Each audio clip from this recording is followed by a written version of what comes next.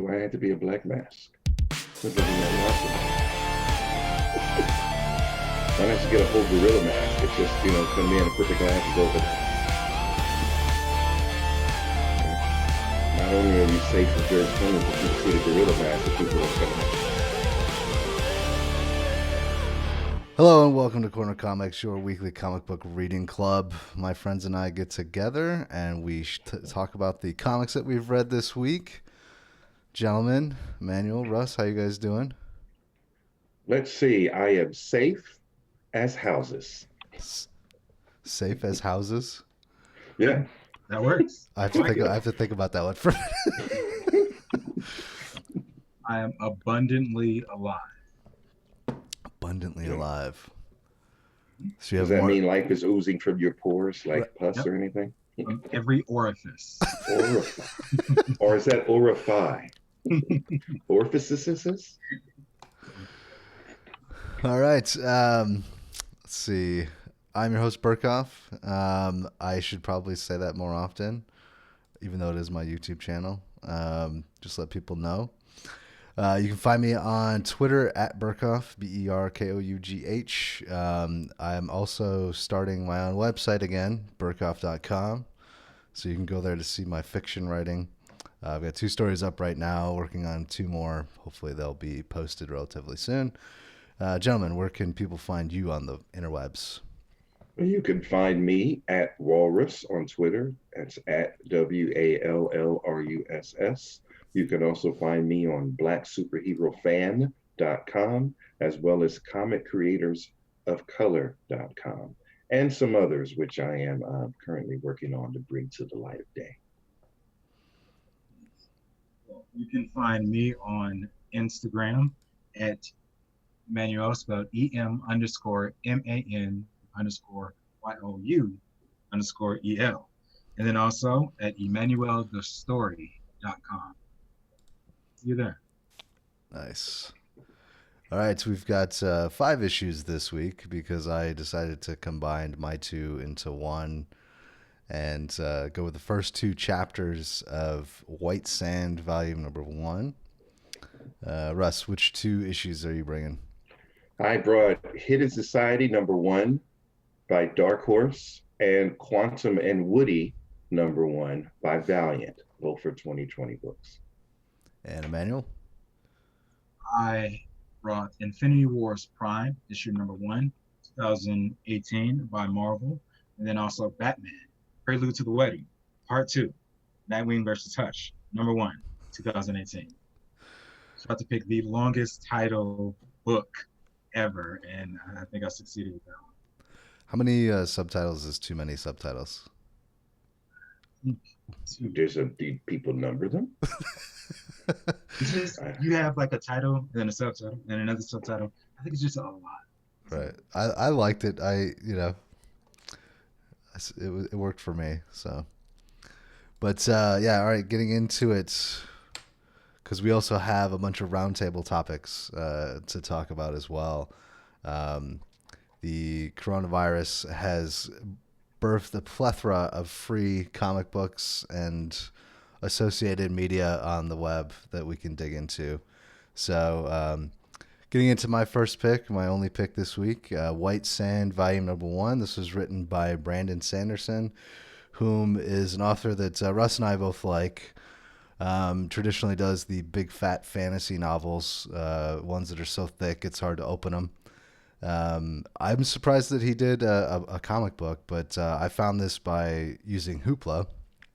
So due to the coronavirus and everybody being quarantined, I decided I would jump on and check out Hoopla and see what was available. I was actually looking for some of his other fantasy novels, and this popped up, and I was like, what the hell? He wrote a comic book too? So I thought that I would bring that and see what your guys' thoughts were on it. Okay, we going in? Yeah. Okay, so as you know, I do love me some Brandon Sanderson, and so the story building and the world building that I like is there. All right, good. I also like the art, hate the coloring. because it's all stark and sandy and it's like it's only using 3 or 4 colors. And I hate that, but it totally fits the story, Right. right? Uh, uh, but I do like the hella detail in the faces, in the world. I am very happy with this. This is a all in all, I think this is a very good graphic novel. It's its own story. Everything is explained. There's a surprise twist at the end of almost every issue that makes you look a little deeper, and you don't know where it's going. Because every next issue always takes you somewhere. By the end of the first issue, like, whoa, and then you got to see what's happening next. So all in all, I think this is a good book, a good read, great art, a feast in a lot of different ways. I just wish it had more than 4 colors, right? Like the one piece of fruit in there, you could pick out the one piece of fruit in the mountains because it's the only thing with a bright color, right? The mountains and the sand are all one color. All the faces, the skin is one color and it's all similar. And then you get so you that part of it irked me, but I really, really like the story and I really like the detail of the art. Manu? I really liked the art as well. It reminded me of, for those of you that don't know, Matt is an artist as well. It kind of reminds me of your artistry, Matt. Okay. The environment itself, it reminds me of just your lines and your creative use of lines.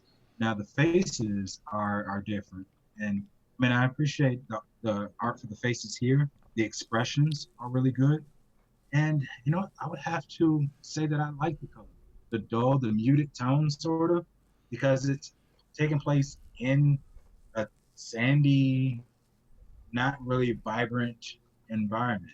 So you're gonna have the dull colors and the muted tones of the sand, of the rocks, and the people would reflect that as well. Their colors, you really won't see a lot of flashy colors because that's not in their environment. So I think that was indicative. I think that was on purpose, indicative of their environment, those muted tones.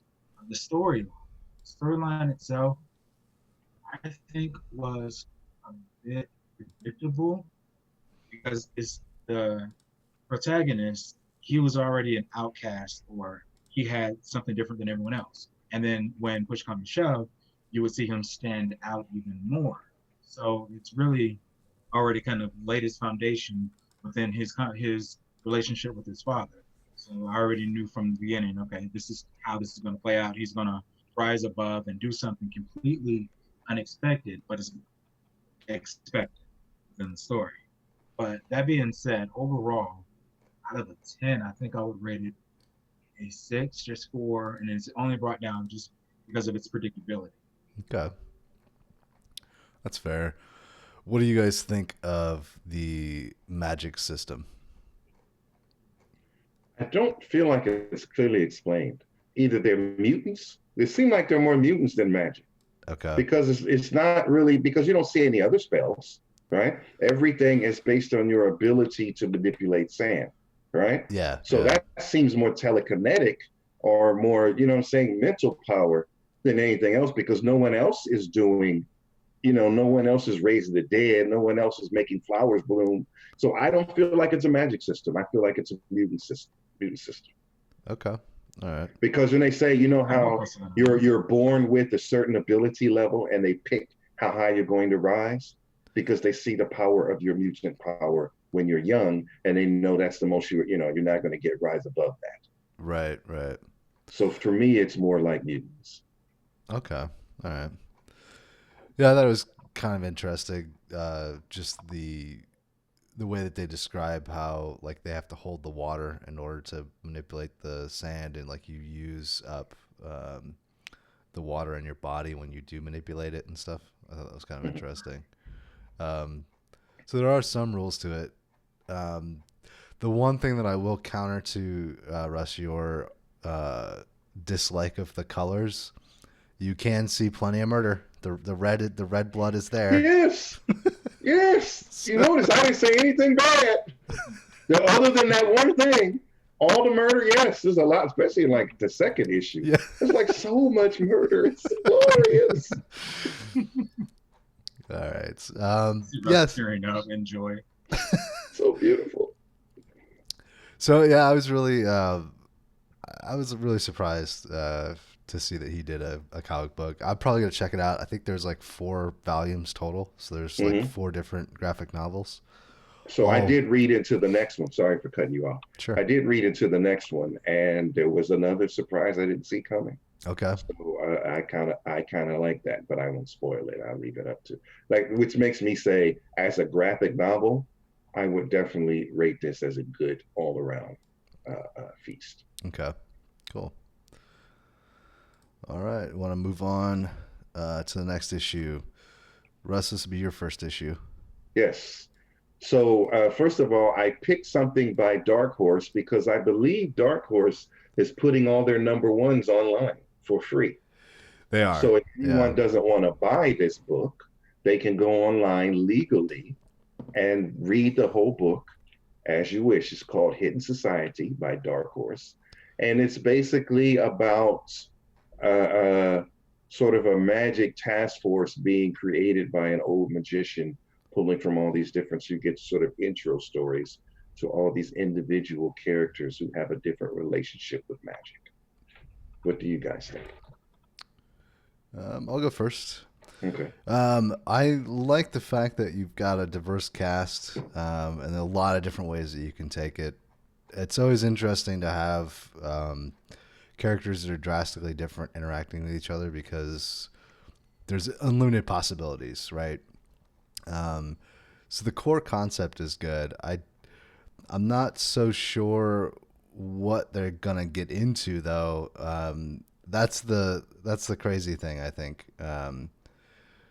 it's like you could literally take this anywhere. So in terms of our first issue, if I think it's good because you can find a few characters that maybe you relate to or that you might be interested in, and it's worth going down that path. I want to know what the hell happened to the bridge, though. Do they ever bring the bridge back? Yes, in issue number 2, it's Okay. discussed. Should you decide to go that far? Yeah. So that was the one thing that they sort of like. Okay, I need to find out what happens with the bridge. The girl that they start with, though, I feel like we don't get a whole lot of her story. She Ooh, she. yes. Issue 2, homie. Okay. All right. So it's all in issue 2. Well, I'm just saying there's more reveals and more questions in issue 2. All right. You had to give enough of an arc for each character in this one issue so you could consider following them. Right. So if you want more revealed, they ran out of pages, I'm sure. If you want more revealed, more is revealed in issue 2. I like the kid's name, Jadu. That's a great name. Yeah. Emmanuel, what do you think? I think the art was very much like a woman ordering pumpkin spice latte in October. Very basic. It was just, it was very just plain and basic, but that does not mean that it was a bad thing. It didn't detract from the story, but it didn't like give this story a great service either. It was there, so I appreciate it. The fact that it's like a Ocean's 11 kind of thing where you have this one agent assembling a task to do whatever. I don't know what the task is going to be, saving the world or whatever the case may be. But I like that. I like that process of picking this person, picking that person that specializes in this, and they're really not knowing what they've been assembled for. Something A-team-esque, or maybe they're gonna save the world and end up ruining the world or destroying the world. Who knows? It has a lot of potential, and I really like just assembling the storyline of cast members. I like that. I appreciate that. So out of a 10, I'm gonna keep going with this grading scale. Out of a 10, I would give this a solid 7. I'm hopeful for progression, but a solid 7. Yeah, for me, it was like Magic New Mutants number 1. Like, we're going to assemble some new mutants, right? To fight something they don't know about. And you don't know these new mutants. It's just that there's magic, not mutants, right? Like if this was a new Mutants number 1 with all new mutants, could easily be the same. It could be the same art. It could be the same type of, you know what I mean? Yeah. You don't know what all they can do. You don't know what their background is other than the little bit you see. So the idea is to say, is there something more you want to find out about, like you said, about that woman with the gun in the beginning? Like, is there more? Oh, and it's so much more. I have read issue two. It's not predictable. Okay. Let's leave it at that. So I this thought is she was actually going to be the villain that they were going to fight until she got recruited at the end. Yeah. And there's no guarantee she won't be. This is one of four, right? I don't know if it's one of four. I only think I think they're only on issue two. Okay. And with everything being paused, I don't know when we would ever see issue three. But okay. So it's easy to jump on this. And again, you can go read this book for yourself, which I invite you to do. All righty. Moving on. Your next issue. Okay. My next issue is Quantum and Woody. Now, okay, I have a love-hate relationship with Quantum and Woody. It's a Valiant book, so I do like the Valiant universe. It's like two best friends. The sort of story Quantum and Woody, they have sort of, I don't want to say cosmic level power, but they have great power. But if they don't touch wristbands every 24 hours, nuclear explosion. Right? So they're stuck with each other. Right? They grew up together, and there's a history there. There's like, Woody is the guy who is wild, doesn't wear a mask, and has all the powers that shoot at you, right? Quantum is the more conservative. He actually does push-ups, tries to get stronger and better, wears a mask and a costume, and his powers are more like shield capabilities, right? And they grew up together, but they're stuck with each other because if they don't clink those bands, you see somewhere in this book, they start eroding away and start to die. And so they're stuck together forever. And, Woody is kind of a dick. And Quantum is kind of allowing him to be a dick because what else can he do? But anyway, they have powers and they exist in the Valiant universe, same as Bloodshot and these other people. What do you think of this latest issue or the first issue, volume 4 of Quantum and Woody? Quantum and Woody is pure chaos, and it seems like it should be a 90s sitcom complete with a catchy theme song about best friends hanging together. It's goofy and zany and very lighthearted. It's kind of easy to just kick back and not really get too involved, but you're like, what the fuck's up with the goat, and how does the goat fall into this, and why do they have that as a pet? And I do like the dynamic between the powers. One having the shielding capabilities, the other having the more aggressive powers to attack with. I'm kind of curious about they introduced this supervillain family that flies around at a house, and apparently the kids do go to school, but they were called off sick and didn't have to go to school so that they could go take on Congress. It's just it's out there, but it's fun and colorful, and I think to your point, Russ, you asked the question, how did you phrase it? Something about stupid people. Can stupid people be superheroes or something of that nature? I think this answers the question in a very affirmative yes.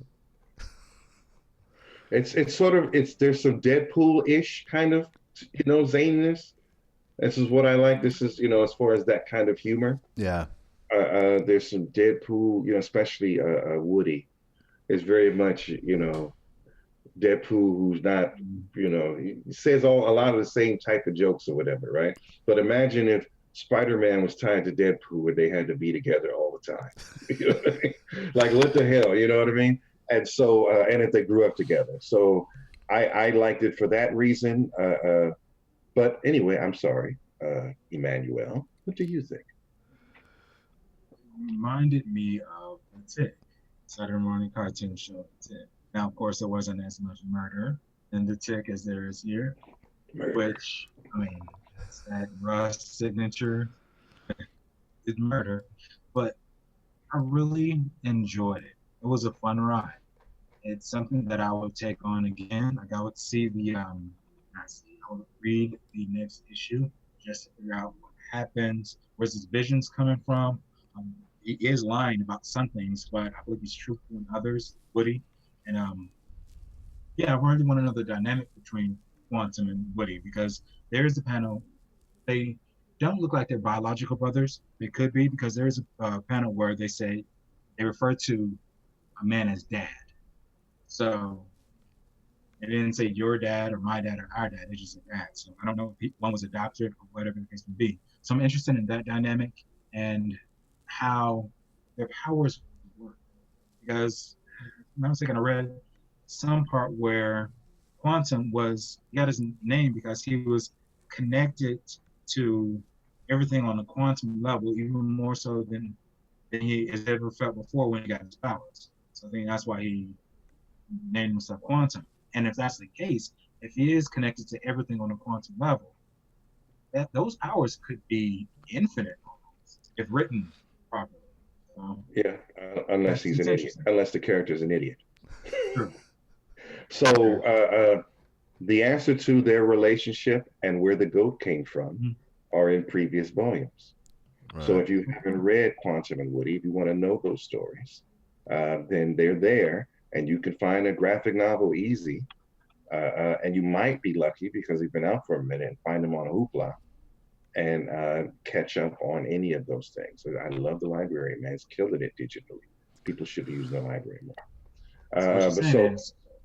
If I was locked up during quarantine and I wanted some reading material, there's plenty of reading material. There is. That you could obtain legally. Yeah. Because if you're watching us online, then you can go online and even like I'm a member of multiple libraries. There's one library in Houston where I didn't even have to show up to get a library card. I did everything online. They gave me a library card and I could check out digital and audio books immediately. Yeah, so the Las Vegas City or Clark County library system is like that as well. You can go online, get a digital library card number, and then immediately take that and go to Hoopla and sign up.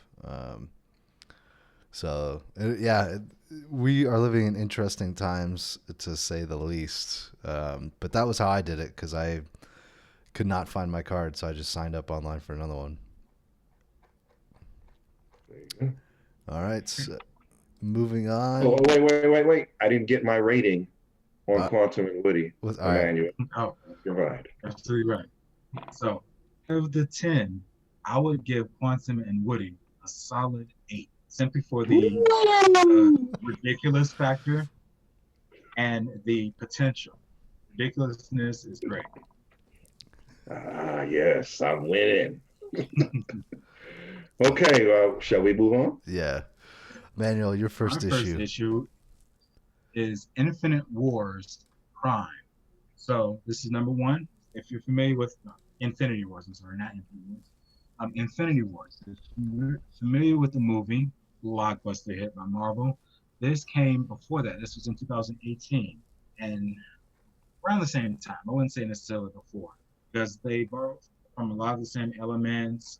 You'll remember some of the characters. Some of the characters are new. Adam Warlock, if you've only been introduced to Marvel by the movies, you won't recognize Adam Warlock, but you do have Doctor Strange. You do have Captain Marvel and Thanos, obviously. So it's a good ride. It's number 1. So this is a good starting point to kind of be familiar with characters you already know and introduce other characters as well. So this is following the storyline of the the Infinity Gems. Soul Gem, Mind Gem, Reality, Power, Time, and Space. And each gem has a keeper. And it's a story of if they're going to be collected, if they're not.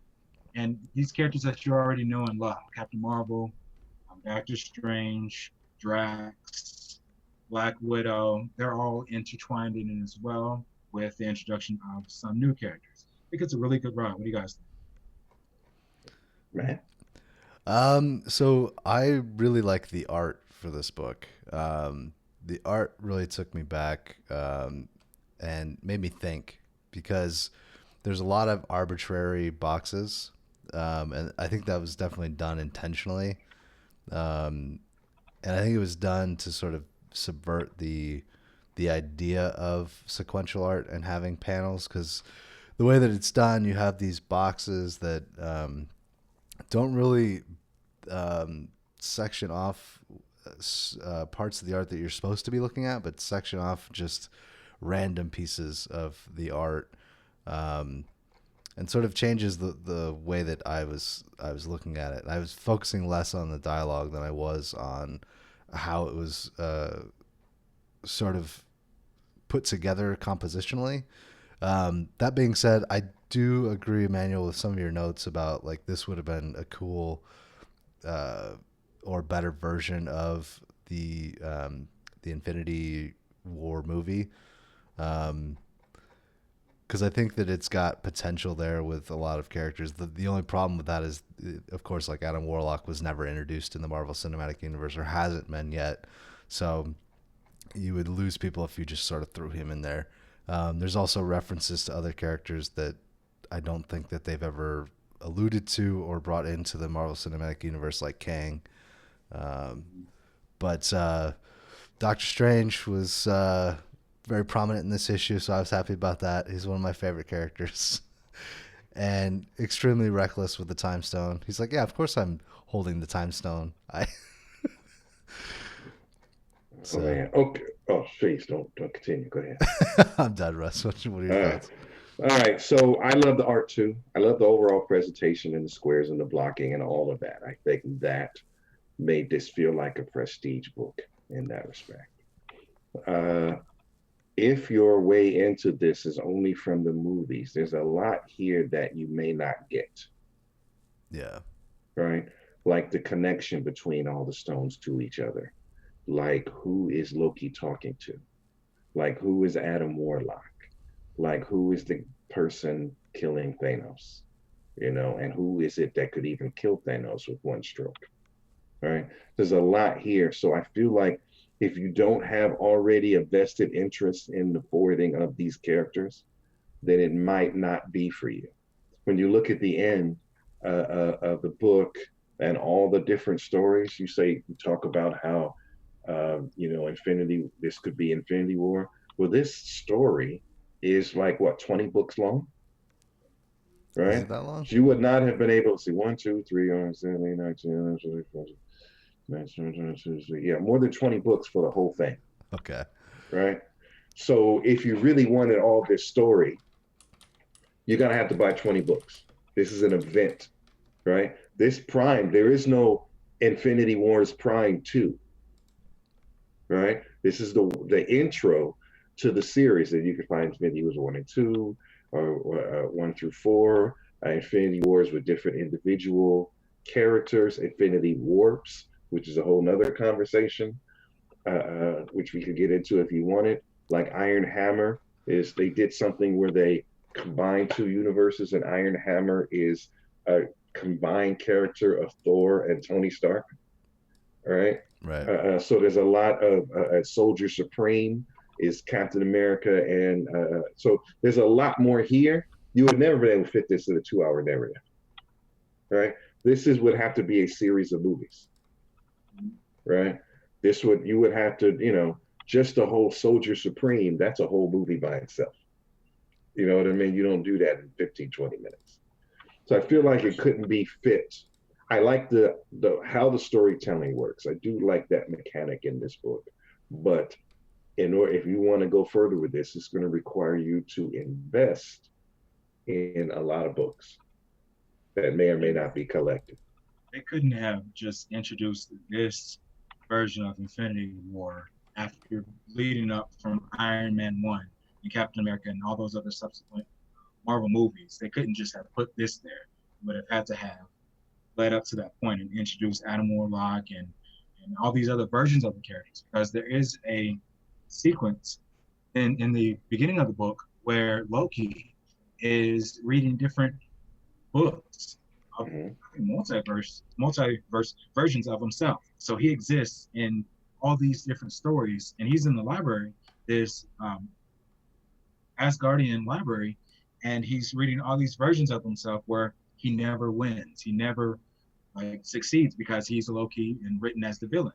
But in order for this version of Infinity Wars Prime to have been on the big screen, you have had all those characters lead up, all those subsequent books lead up to this event, just as our Infinity War in this Marvel Cinematic Universe, Iron Man and Thor and all those other movies led up to that event. So you're saying another 10 movies? Yes. Which, I mean, all new actors. I'm completely entertained by them. So yes, please. Okay. Yeah, I think so. I looked it up on Wikipedia. I do see the number of books that are tied into this, but I think you can probably get the main story from Infinity Wars 1 through 6, right? Yeah, but they're going to be characters showing up, and you're not going to know their motivation or how they affected things if you don't read the other books. True. Right? Like if Sleepwalker shows up, you're like, who the fuck is this guy? Right? Yeah. I don't know. I would probably, like, as Guardians of the Galaxy, I would read that. I may read like Thanos Legacy. I don't know that I would read all the other stuff, but I would read the main Infinity Wars and maybe a couple tie-ins. So I think you can get away with it. I think you can get away with just reading a few books. You wouldn't have to read all 20. Okay. If you say so. No arguments. Moving on. Yes, we're moving on. Yeah. So, Batman, Prelude to the Wedding, Nightwing versus Hush, issue number 1. And this was 2018 as well. This is a DC comic. Now, this is what I think is sort of a bottle episode. I know it's a issue. A bottle episode in which the majority of the story takes place in a confined space. You have the backstory, the premise is Batman is getting married to Catwoman. And they made a really big distinction. Bruce Wayne is not getting married to Selena Kyle. So their alter egos are not getting married. It's Batman marrying Catwoman. Really weird, but I guess there is some suspension of disbelief you have to have with this. But I like it. I like the interpersonal relationships between the three guys, the three guys on the bachelor party, Superman, Batman, and Nightwing. And then, no one can really live a great life in Gotham. So chaos ensues. What do you guys think? I'll go. Very good Batman-esque art. Enjoyable art. All the movement, the look of Gotham City, all of that fits. Court of Owls like looking type stuff. All of this fits. Just the art alone would make me think this takes place in the Batman universe. Batman smiles way too much in this book. You get a Batman. You're only really allowed one Batman smile per book. Otherwise, you're worried that Batman is high, right? So Batman smiles no less than 3 times per book, and then has a heartfelt talk where he leans back like this. Does Batman lean back like this? Heck no, but he does here, right? So I'm like, well, this is a whole new type of Batman, and I like him. The dynamics of him and Nightwing. And Nightwing is grown, and he can talk to Batman however he wants. He's the only one who can, really, right? But then Batman smiles, and then Batman does the lean back. What book ever has Batman does this kind of lean? Even Bruce Wayne doesn't lean like this, right? So, but I enjoyed it. I enjoyed all of it. I enjoyed the ride. I enjoyed the art. Just the smiling Batman threw me off. Like even Superman and Batman shaking hands, and Batman is smiling. I'm like, what? How do you even draw Batman with a smile? I thought you have to have a special class for that. But all in all, I really enjoyed the book, and I had read this before, and I enjoy all of this series. Didn't really like the quick look at Batgirl; she was kind of crazy, but everything else fits. The story was good; it was enjoyable. I got the motivation of all the characters. Why, who, when, how. Uh, uh, I was never really like wondering where, except for the guy with no eyes. Like, what's that about? But maybe he was just call him MacGuffin. Um, and all in all, I enjoyed the book. Good book. Interesting. Batman smelled too much. There you go. What do you say, Matt? So normally I would not be into this because it's too campy.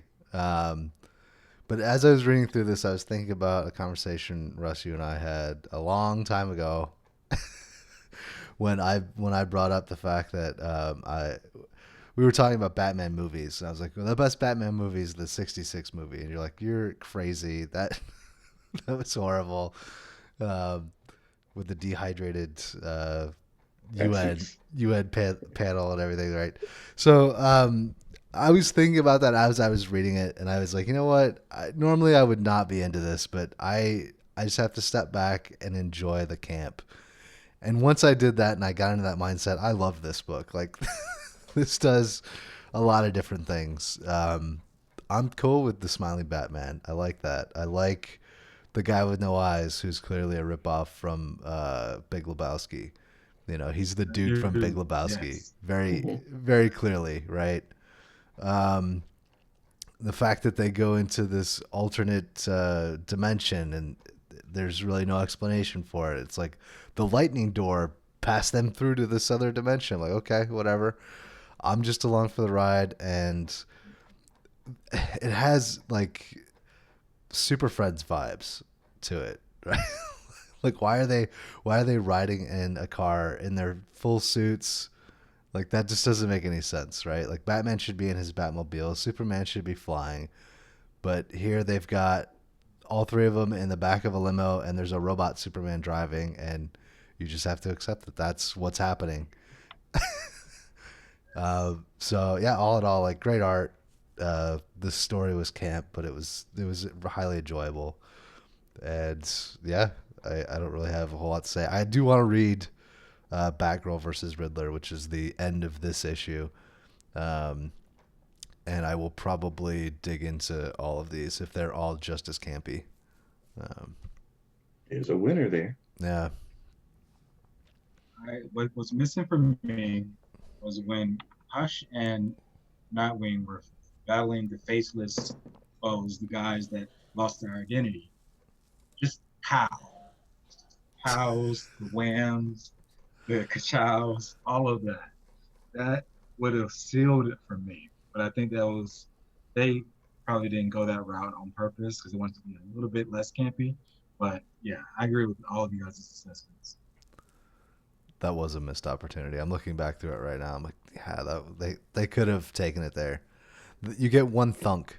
There's a thunk in there. That's I like a good thunk. Yeah.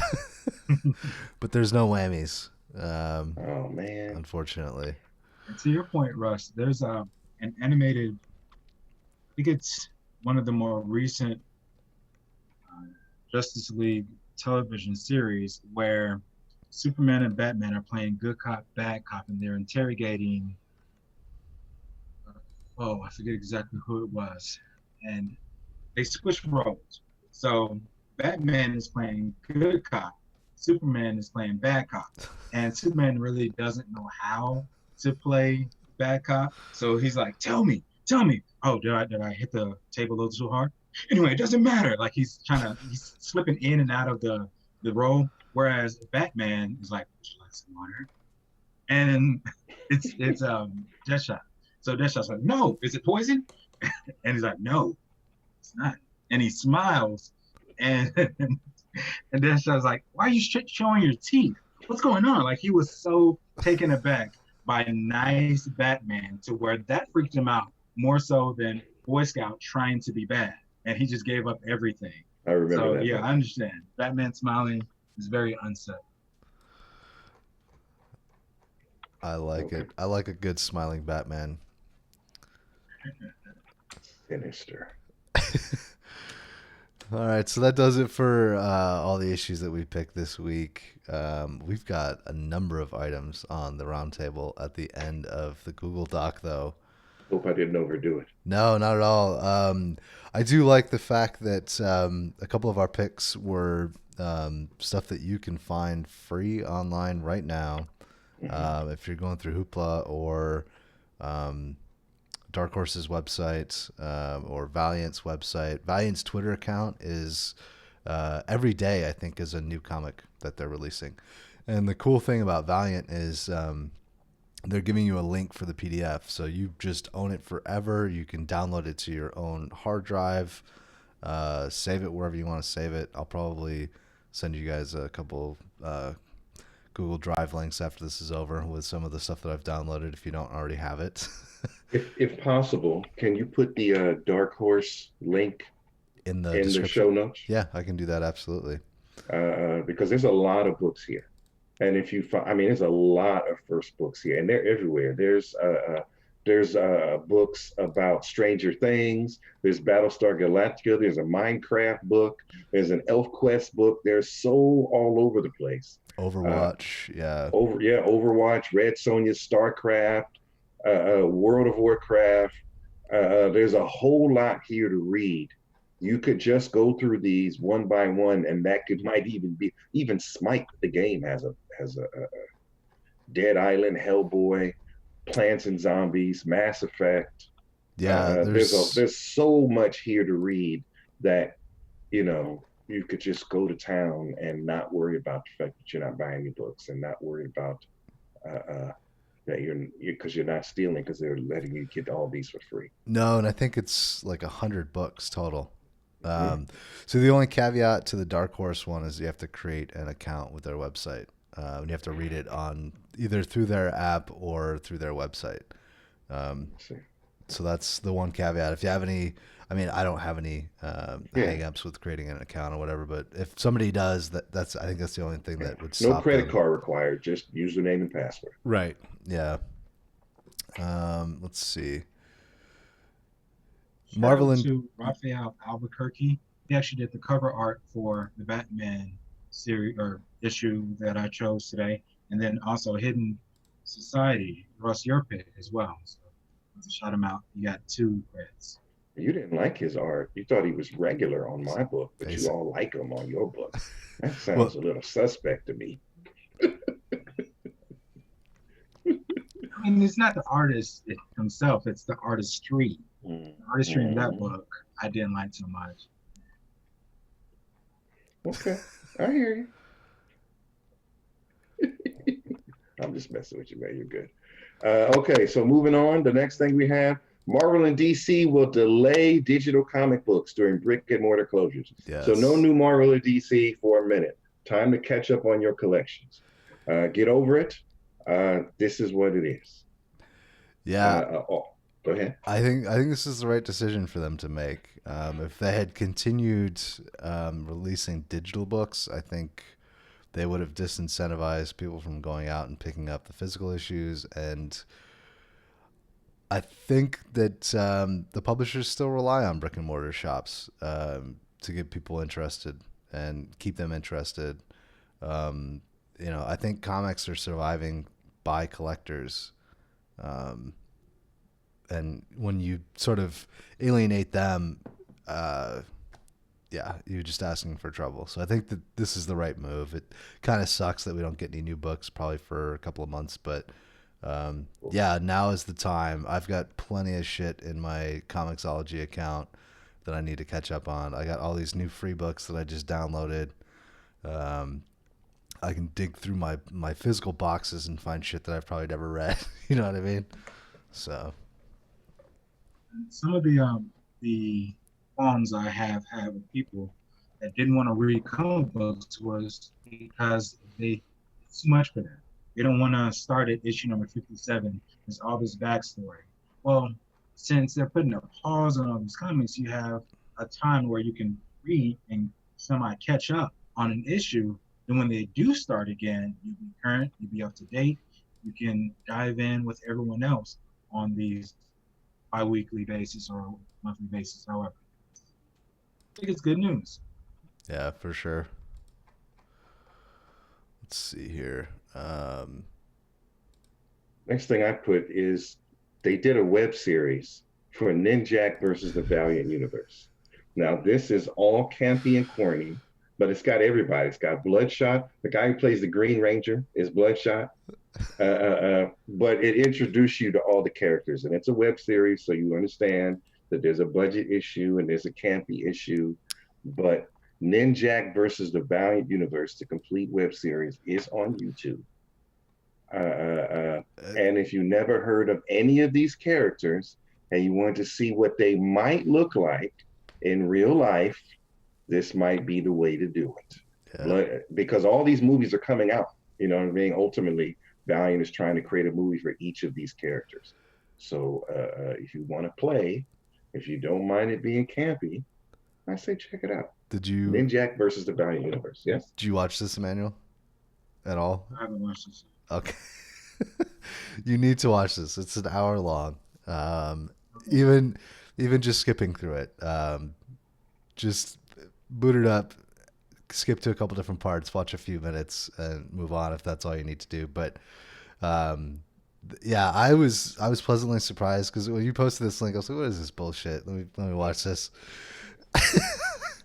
Yeah, it's clearly low budget, but I think they do a good job with the outfits and the acting matches that it's low budget. So you're like, okay, whatever, I can buy into this. Yeah, they had fun putting this together, I think, and that shows more than the fact that they didn't have the money that they probably would want to spend on the special effects and all that stuff. Yeah, definitely worth your time if you are a comic book fan in any capacity. Um,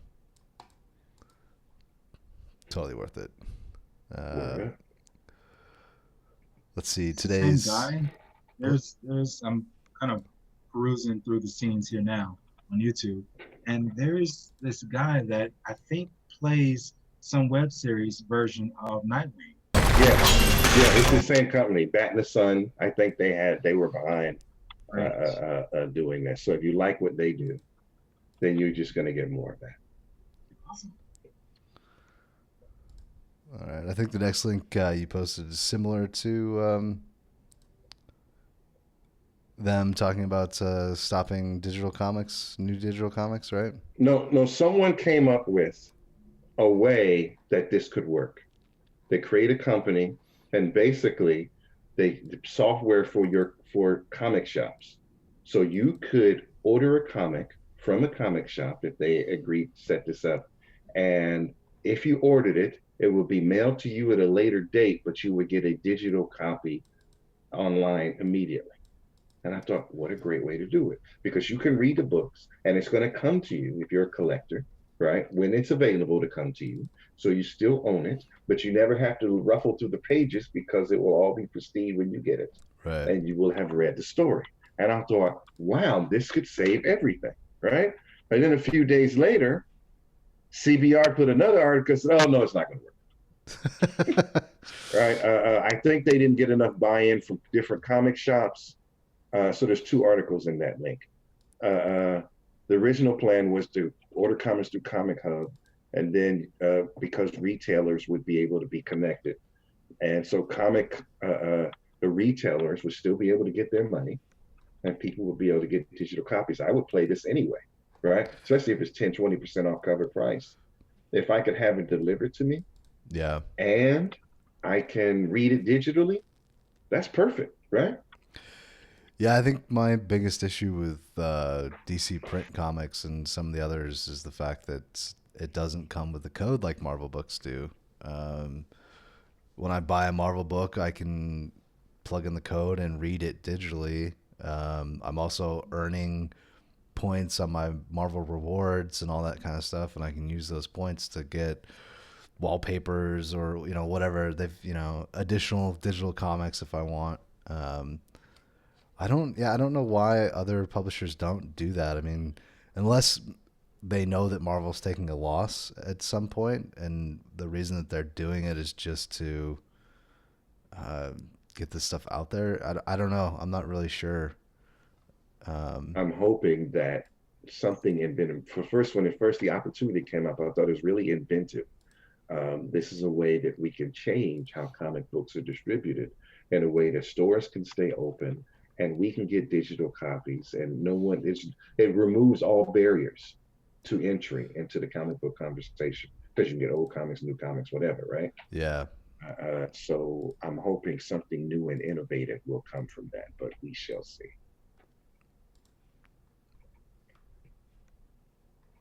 The next thing I had was we talked about Valiant releasing first issues, so you just can follow them on Twitter, and uh, and you can see all the different links for each books that you can download directly, including Bloodshot, Doctor Mirage, the Valiant, because we read the Valiant, I think. It was one of your Yeah. books. I don't know if it was the same run, but yeah, we did read the first issue of that. Hmm. Um, I think they've got entire graphic novels too, because I think Volume 1 of Exo Manowar was one of the ones that they linked and you can download. So I mean, you're getting entire graphic novels from these guys. Hmm. They're like, here you go. Everybody's at home. Read some of our books, which I think is genius. I mean, you're gonna probably get a lot of people that wouldn't have otherwise read their books and may be interested. Will download these free ones and probably buy additional books just to keep up on it. Hmm. So, and Uh, then Go ahead. I'll leave that one to you. we're gonna do the last one. Ultra Instinct Goku versus Cosmic Thor. Which final form is stronger and why? So this is an article from CBR. Clearly somebody is watching Corner Comics, and that makes me happy because, Russ, you brought this up, what, a month or 2 months ago? You're talking about when we first talked about the new Thor run. You're like, who wins in a fight, Goku or Cosmic Thor? And how do you define the power? We'll link to this article as well in the show notes because they do a pretty decent job of sort of breaking it down, I think. Um, I I'm haven't waiting for read. the death battle. I want the death battle guys to do this. Yeah, for sure. Amazing visually. Yeah. And now, we already couldn't quantify Thor's power before. Now, because they say something about exponential increase. That's not written anywhere, right? We don't know if it's No. double or exponential. See, this is a point where you really get, uh, how you really don't know. You're like, oh, Goku can beat Superman. I'm like, how do you know? Right? How much can Goku bench press? Can he bench press a planet? You know what I mean? Superman can. All Right. right. So how do you know? Or like saying that Thor is equal in power to Superman. I haven't seen Thor bench press a planet either. But people say, oh, because he's a god, that automatically, right? But Loki's also a god, and he can't bench press that kind of stuff. Right. Right. So being a god doesn't make you Superman level. So it's interesting to have a dialogue where you actually have to bring proof that they are at a certain power level in order for you to be able to have the conversation that they're equal in power instead of just, I feel like, you know what I mean? Because here's the thing, is Shazam the same power level as Superman? I don't know if have they ever addressed that. I wouldn't.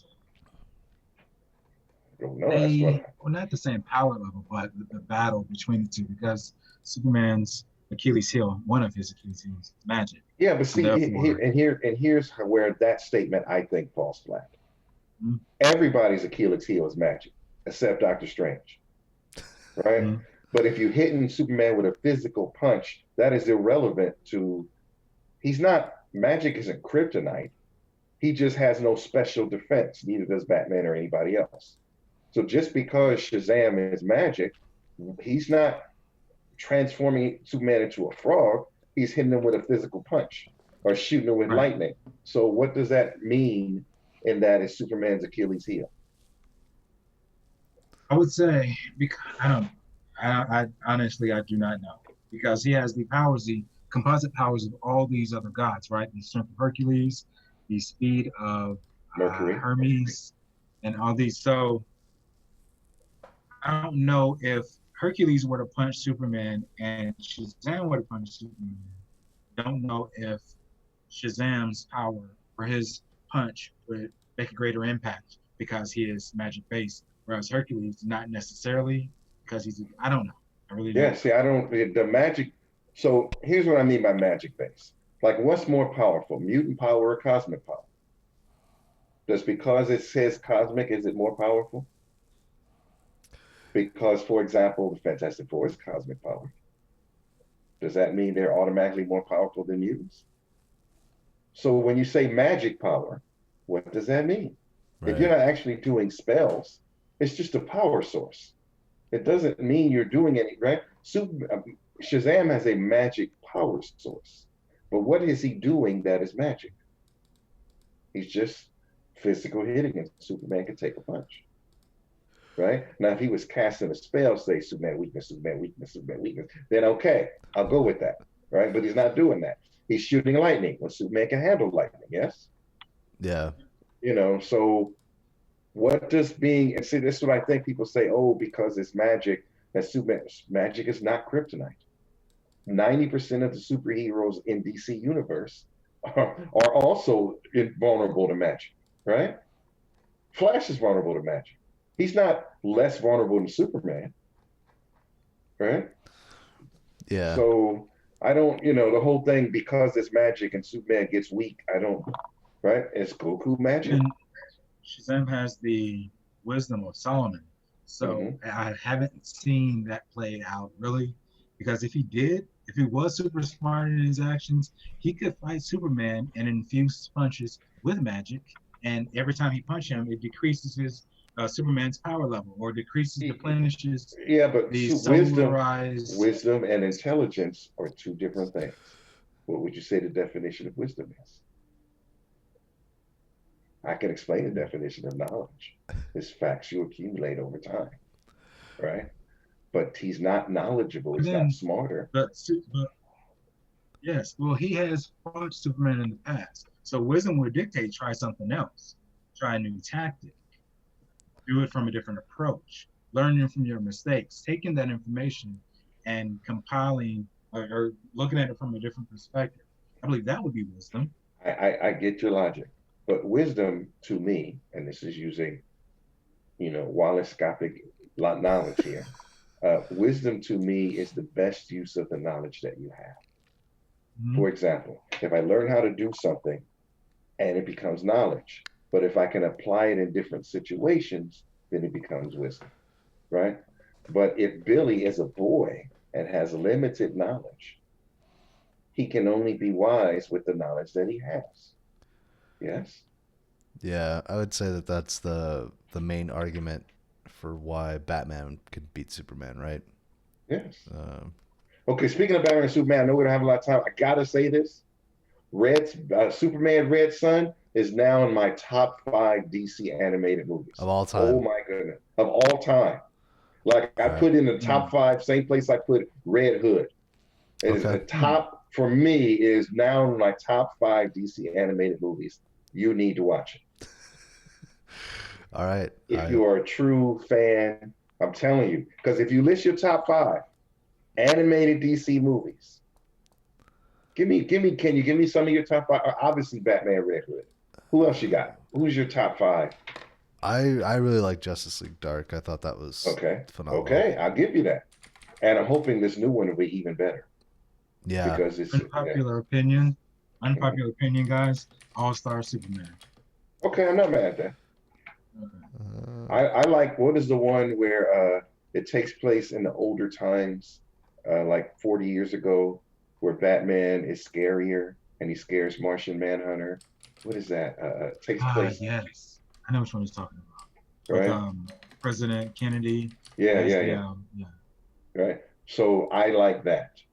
That is in my top 5. By the way, President Kennedy shows up in this one too. And Eisenhower. And everything you think about, it's really, it makes you think. All of that. It is, and I liked the graphic novel. Just put some extra cheese on it that I really liked. Made the burger tastier. Without spoiling it, did you read the twist at the end Uh, I don't want to spoil it, but did you read the twist where you find out the origins of Superman and Lex Luthor and all that? yeah, Did you watch it or read that? Okay. yeah, I watched all. So have you seen it? Yes. Okay, did you enjoy it? Oh, yes, Would you definitely put enjoyed it it. in your What really would you captivated me was that twist at the end. yeah, would you put it in your top five? I didn't say it could be Yes. the fifth one. No, I could put it in my top five There you go, because Matt. it blew me away. Yeah, see? There you go, Matt. It's in the top five from two different versions. And I know you're not a DC dude, yet you know it's quality animation because that's what DC does. Right, and this is based off of the Mark. Great. Based off the graphic novel, yes. Okay, so With some extras added. yeah, I like the premise. I like the idea, and I flipped through the graphic novel. But it's tasty in your mind when you talk about concepts and how the world should work and what you have the power to do. Right. Because my all-time pick for leader of the comic book world, Earth, is still Doom, right? Without a doubt. Yeah. Right. Yeah. If you stick me into the DC only universe, I have to pick Luthor. Right. Right. Who better than to manage the whole world with all the politics and everything? Who else can do it? Well, I think that's why they made him president for a while, right? Yes, yes. So I think really, if you're a DC animated movie fan, it is a treat. It visually looks good. It gives you a lot to think about, and I'll leave it at that. You can always go see the graphic novel. I think the graphic novel is probably animated somewhere on YouTube. So if you wanted to see it that way. Yeah, there are some people out there doing that kind of stuff. Yeah. I would say the other one that was pretty good was Son of Batman. Yeah, I can see that. Yeah. But like I said, that only gives you five. And it's not like any of them were actually bad or terrible, even though I could probably pick one. The one with Manchester Black, where Superman had his big old super chin or whatever, that irked me every time. But I think Superman Red Sun is now firmly in the top five. Where in the top five? Lower. I mean, you can't take away from Red Hood, right? Okay. I mean, what's better than Red Hood, right? I feel like, what's better that, you got the violence, you got the emotion. I feel like nothing really beats Red Hood is just hard to beat. Okay. There's certainly no animated Marvel movie that's in that, that makes you give you those kind of feels. Heart too. Yes. Oh, it had heart. So I feel like if I had to pick a number one and you gave me no choice, I would say Red Hood and you would not be able to argue against me. Okay. Right? Everything else becomes a little more subjective, right? Like I like the one where they have what is it? Justice League Doom? Oh, yeah. No, which one? Is it Justice League Doom or the one where they had Ultraman, the evil Superman, right? And the evil Wonder Woman and the evil Shazam family, right? I don't know which one that is, but that's in my top five also. It is Justice League Doom, I think. Yeah, so Justice League Doom is in my top five. What is that Justice League I talked about before? The one that takes place a little farther in the past. New Frontier? New Frontier. DC New Frontier. That's in my top five. Okay. Right? And after that, you can go a lot of different places. You know what I mean? Where there's a lot of good stuff, but do you put in your top five, like firmly? Those three I put firmly in my top five. Okay. Right? So we have to have another discussion after you watch it. Fair enough. We can do that, yes. Yeah. And then we can see whether it fits or if it's better than those. But those are my three. Okay. All right. Any final thoughts beyond that, gentlemen? Oh, comic shops are open, y'all. They do pull lists. A lot of them are still open. They do pull lists, and they'll bring them out to your car. A lot of these places, so you can still get your comics. You just get to wait in the car, and they'll come and get it if you know what you want. And support the comic shops that have been supporting you, right? Please, because if that goes away, we're only going to know about the books that are famous and not about the books that we should be reading and we may be missing out on because we walked into a comic shop. True. So please support them. Manuel? Same about that. All right. Yeah, wear your mask. Are you, have you changed your position on X-Men at all? Oddly enough, no. Oddly enough. Did you read our books from last week? Because you weren't here. Did you read those? I did. I did, and I actually watched the cast as well. And okay. Dang it. All right. On that note, Manuel's still not an X-Men fan. Still not an X-Men fan.